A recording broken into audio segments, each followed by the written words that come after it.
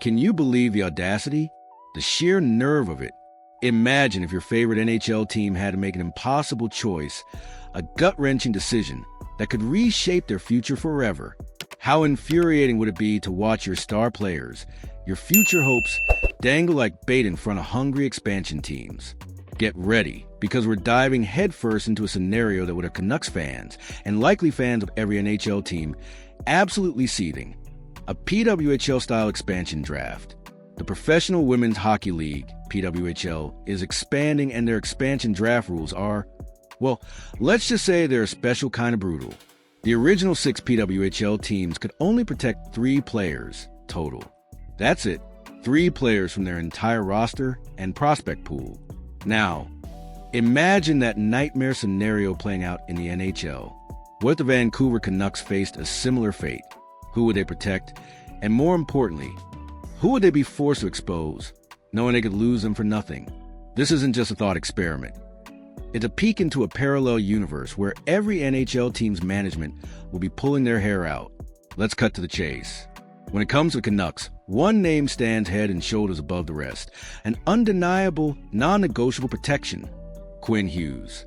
Even with only 2 seasons left on his current contract, Hughes is a cornerstone, the heartbeat of this team, and arguably the best player in franchise history. Whether the Canucks extend him or use him as a colossal trade chip, his value is immense.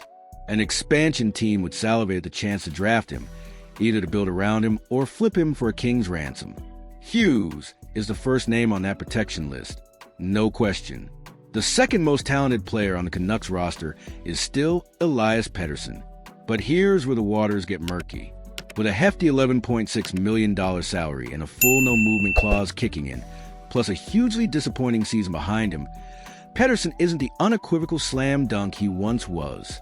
Yet, he's the closest thing the Canucks have to a true 1C, and he's only a year removed from an 89-point season and 2 from a 102-point campaign.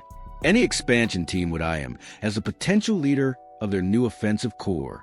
So, despite the recent struggles, Pettersson likely gets protected. Still, it's not the no-brainer Hughes is. The fight for the final spot, veterans versus future stars, is where the real agony begins. The third and final protection slot. Who claims it? Filip Hronek immediately enters the conversation.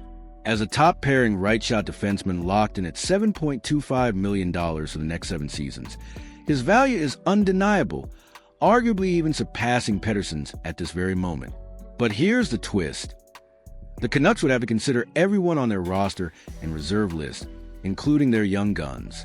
Would they really leave Elias Pettersson Jr., their promising young prospect, exposed?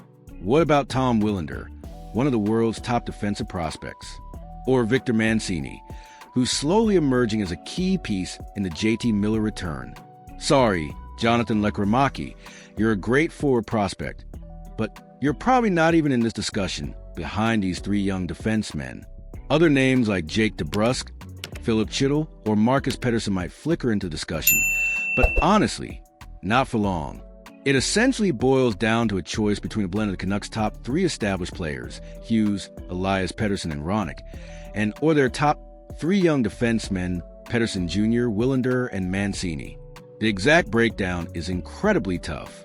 You can easily envision a scenario where the Canucks protect Hughes, Pettersson, and Hronek, prioritizing their best chance to compete in the short term, especially with Hughes' contract looming.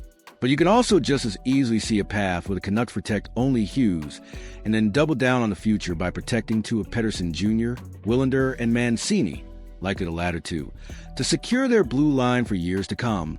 And what about that 4th protected player? If an original team loses 2 players, they can protect a 4th. In this hypothetical Canucks scenario, it's easy. Whoever's left from that critical group of 6 would be the obvious choice. The truth is, a PWHL-style expansion draft will be an absolute nightmare for the Vancouver Canucks. They sailed to the Vegas and Seattle expansion drafts with relatively minor losses, Lucas Spisa and Cole Lind, respectively. They wouldn't be nearly as lucky if they faced the same brutal process the original PWHL teams are enduring. It's a testament to the depth and potential of the current Canucks roster, but also a stark reminder of the painful choices that could await them in such a scenario. What do you think, Canucks fans? If you were in charge, who would you protect? And who would you be forced to expose? Let us know in the comments below. And don't forget to like this video and subscribe for more in-depth analyses.